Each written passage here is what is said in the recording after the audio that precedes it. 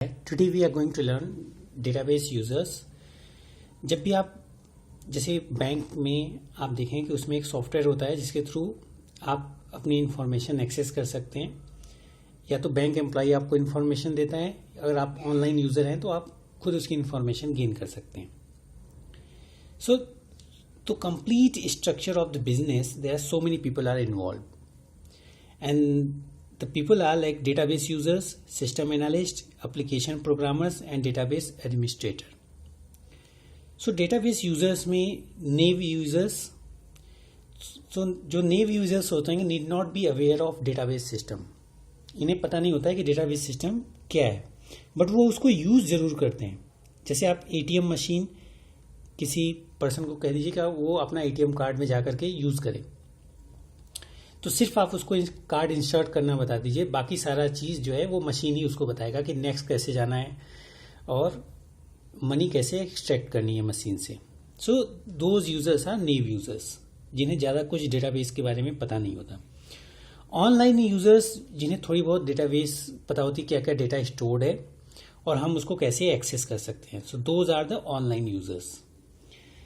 इसको हम database users में जो है स्पेशलाइज्ड यूजर्स भी मेंशन कर सकते हैं. तो स्पेशलाइज्ड यूजर्स कौन से होंगे? जैसे बैंक एम्प्लॉय, जिन्हें काफ़ी हद तक पता रहता है कि उन्हें कैसे इंफॉर्मेशन एक्सट्रैक्ट करनी है या अपडेट करनी है.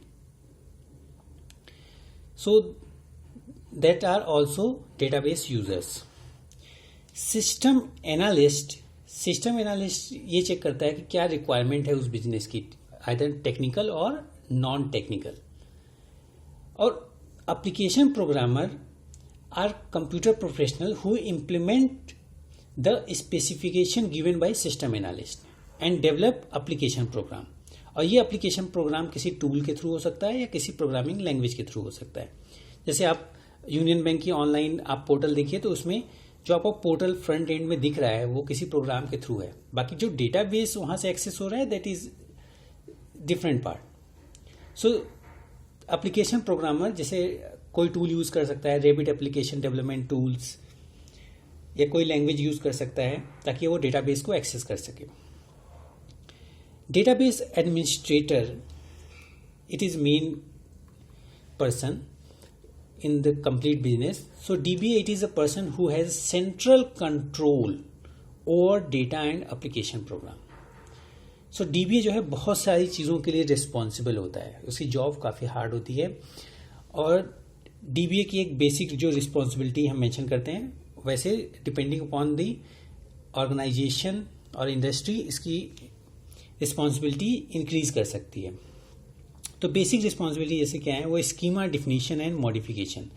आपको किस फॉर्म में डेटा स्टोर करना है. जैसे स्टूडेंट का डेटा स्टोर करना है तो स्टूडेंट के डेटा में क्या क्या स्टोर करना है, उसका रोल नंबर स्टोर करना है, नेम स्टोर करना है, मार्क्स स्टोर करना है. तो दिस इज द स्कीमा. तो आप स्कीमा क्रिएशन या उसमें मॉडिफिकेशन जो है वो डीबीए करता है. न्यू सॉफ्टवेयर इंस्टॉलेशन में इन केस आपको जो है ओल्ड सॉफ्टवेयर रिमूव करना है किसी न्यू सॉफ्टवेयर से, जैसे ओरेकल के वर्जन्स हैं डिफरेंट, ठीक है, तो न्यू वर्जन आपको जो प्रीवियस वर्जन से रिप्लेस करना है तो वो काम भी डीबी का ही रहता है. Security enforcement and administration. So dB is responsible for establishing and monitoring the security of database system. So for example, it involves adding a reviewing users, auditing, checking for security problem. Data analysis भी work जो है DBA की responsibility होती है. So DBA is responsible for analyzing the data stored in the database and routine maintenance check. तो routine maintenance check भी जो है डीबीए के थ्रू परफॉर्म होता है.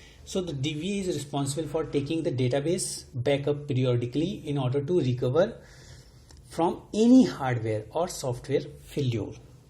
So अगर कोई failure अगर करता है तो वो भी DBA उसको properly उसका backup plan रखता है, चाहे उसको कहीं और स्टोर कर ले या एक रेगुलर टाइम पे उसको स्टोर करता जाए. So this is DBMS users and DBA work. Thank you.